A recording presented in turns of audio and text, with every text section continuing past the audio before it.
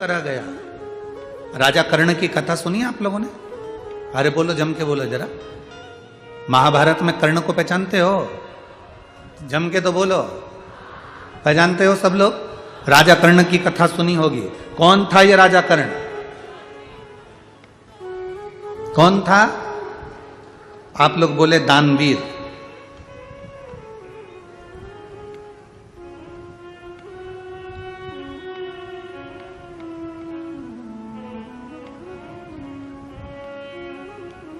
दानवीर कर्ण थे।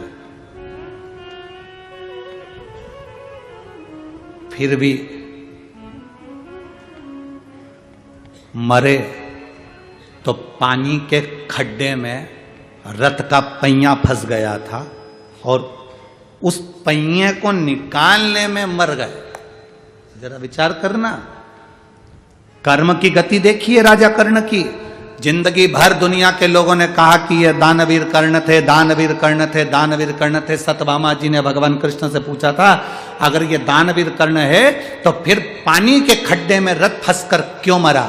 भगवान कृष्ण ने कहा, सत्यभामा तुम्हें मालूम नहीं है, जिस समय अभिमन्यु मर रहा था उसने हाथ जोड़कर राजा कर्ण से कहा था, मेरे प्राण छूट रहे महाराज, तुम्हारे पास में थोड़ा सा पानी पड़ा हुआ है, मुझे थोड़ा सा पानी पिला दो, मैं मरने वाला हूं। मुझे मरते समय लोग गंगा का जल देते हैं, तो मुझे पानी पिला दो, मैं प्यासा हूं, मुझे पानी पिला दो, मैं प्यासा हूं, मुझे पानी पिला दो। पर राजा कर्ण 1 इंच नहीं हिला, और 1 इंच नहीं हिला, ना पानी का 1 चुल्लू पानी उसको पिलाया, मर गया। तब भगवान कृष्ण कहते हैं, यह कर्म की गति है। जो पानी मांग रहा था अभिमन्यु पीने के लिए, वही पानी धीरे धीरे गलकर भूमि को दलदल कर दिया और उसी में राजा कर्ण फंसकर मर गया। यह कर्म की गति है, यह कर्म का खेल है।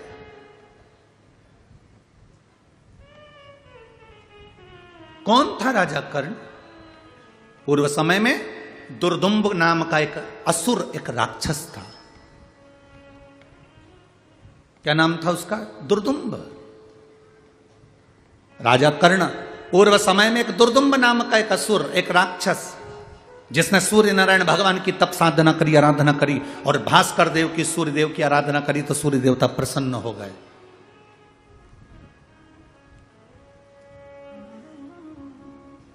सूर्य नारायण ने पूछा, दुर्दुम्ब क्या चाहते हो? दुर्दुम्ब कहते हैं, महाराज बस मेरे मरना नहीं चाहता, आप मुझे बस एक वर दे दो कि मेरे प्राण ना छूटे। भास्कर देव सूर्य नारायण ने कहा, संसार में जो जन्मा है उसे तो मरना पड़ेगा, जो मृत्यु लोक में जन्म लेता है उसकी मृत्यु निश्चित हो जाती है।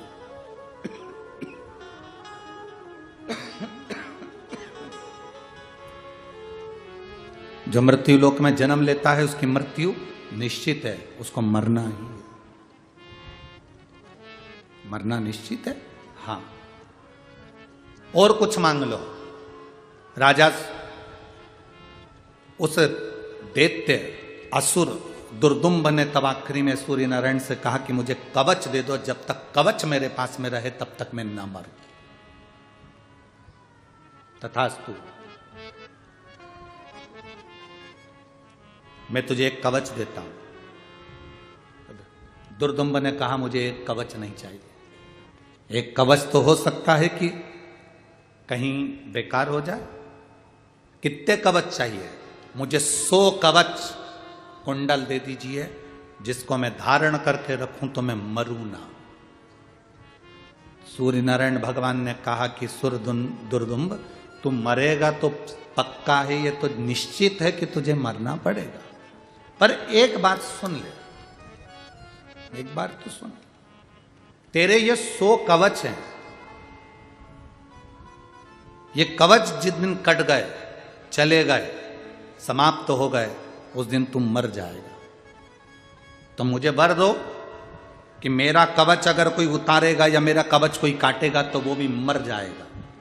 सूर्य नारायण ने कह दिया, तथास्तु, जो तेरे कवच को काटेगा वो मरेगा, उसी क्षण मरेगा। ये मेरा वर है तुझको, जा, ये मेरा वर है तुझे। प्रसन्न हो गया दुर्दुम्ब, इतना प्रसन्न हाहाकार मचा दिया उसने, सारे देवताओं को त्रासी देने लगा। तब भास्कर देव सूर्य नारायण ने आकर कहा, सुन दुर्दुम्ब, तेरे मरने की भी तो कथा सुन ले। तूने वर तो मांग लिया, पर एक बात याद रखना, मान लो तेरा कवच तेरे पास में रहा और तो भी तूने अगर उपद्रव मचाया तो किसी ने 1000 वर्ष तक यदि तप करा होगा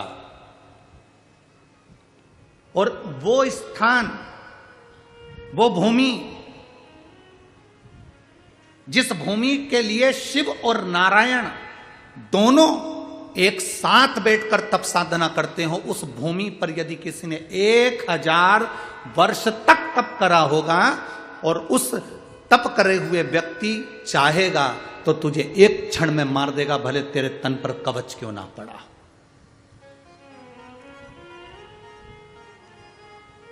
पंढरपुर के सभी माताओं को और मेरी जीजियों को, मेरे जीजाओं को, मेरी बहनों बेटियों को मैं उनके चरणों को दंडवत करता हूं, उनके चरणों को प्रणाम करता हूं कि आप उस भूमि पर रहते हो जिस भूमि का बल कितना प्रबल है, ये स्कंद पुराण की कथा कर रही है, ये शिव महापुराण की कथा वर्णन कर रही है।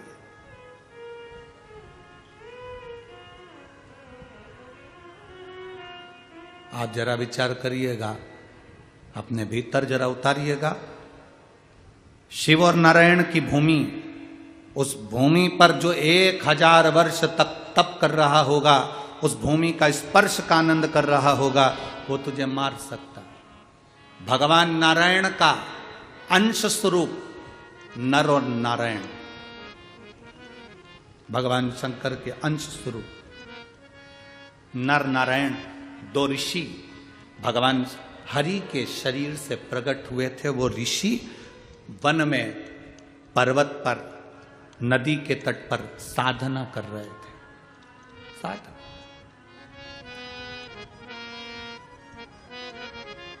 नदी के तट पर साधना कर रहे हैं, वन पर्वत में साधना कर रहे हैं। नर और नारायण 2 ऋषि, 2 साधु, 2 तपस्वी, 2 साधक, 2 उपासक, 2 मुनिवर, 2 ऋषि साधना में लीन।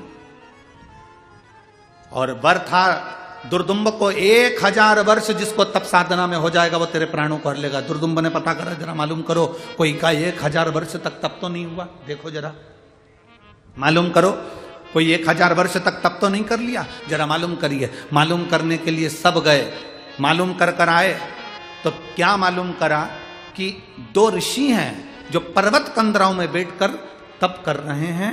एक का नाम नर है, दूसरे का नाम नारायण है। और दुर्दुम्ब को मालूम पड़ा कि ये तप कर रहे हैं और इनका तप करने से मैं मर जाऊंगा, थोड़ा सा समय बचा है, एक काम करता हूं, इन्हीं को मार देता हूं। तुरंत दुर्दुम्ब अपनी सेना लेकर नर नारायण के पास गए। जैसे ही नर नारायण के पास गए तो नर नारायण में से उसी समय पर नर उठे, पर नारायण तो तप करने में लगे रहे, क्योंकि इनको मालूम था 1000 वर्ष तक तप कर लेंगे तो ये दुर्दुम्ब मर जाए। नर उठ गए, ललकारा जब दुर्दुम्ब ने तो नर उठे, युद्ध प्रारंभ हुआ। युद्ध प्रारंभ हुआ तो नर ने उस दुर्दुम्ब के शरीर पर जो कवच था उसको काट दिया। कवच काटते से नर मर गया, ऋषिवर मर गए। जैसे ऋषि मरे, दुर्दुम्ब प्रसन्न होकर नारायण ऋषि पर प्रहार करने के लिए उठा। जैसे ही नारायण ऋषि उठे, नारायण ने देखा कि नर ऋषि मर चुके हैं, इसका कवच कटा इसलिए मर गए, क्योंकि इसको वर जो कवच काटेगा वो मरेगा, तो इसीलिए मर गए। उन्होंने तुरंत अपनी विद्या से नर को जीवित करा। नर तपस्या करने के लिए बैठ गए और नारायण के साथ में दुर्दुम्ब का युद्ध हुआ। जो युद्ध हुआ, दुर्दुम्ब के शरीर पर जो कवच था उसको फिर काट दिया तो नारायण मर गए।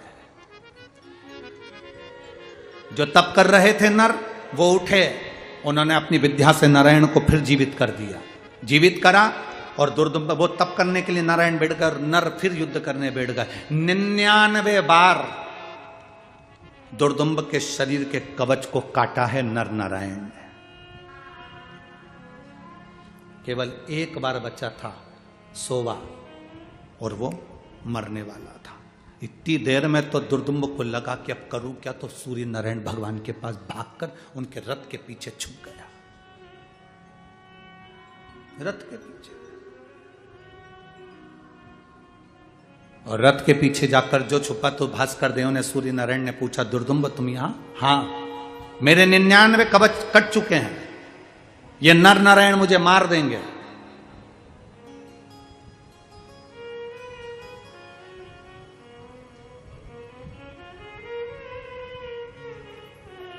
ये नर नारायण मुझे मार देंगे। केवल एक कवच बचा है और वो कवच कटा कि मुझे मरना है, मुझे मरना है। सूर्य नारायण ने कहा, दुर्दुम्ब तुम्हारी मृत्यु तो निश्चित है, तुम्हें मरना तो पड़ेगा। नहीं, मैं मरना नहीं चाहता, मरना नहीं चाहता। ये हो ही नहीं सकता कि नहीं मरोगे। पर एक बात बताओ प्रभु, आपने कहा था कि मुझे मारने वाला 1000 वर्ष तक तप करा होगा तो मारेगा, और ये नर नारायण ने पर्वत में, कंदराओं में, नदी के तट पर जो तप करा, इनको तो अभी हाल तप करते करते मात्र 500 वर्ष,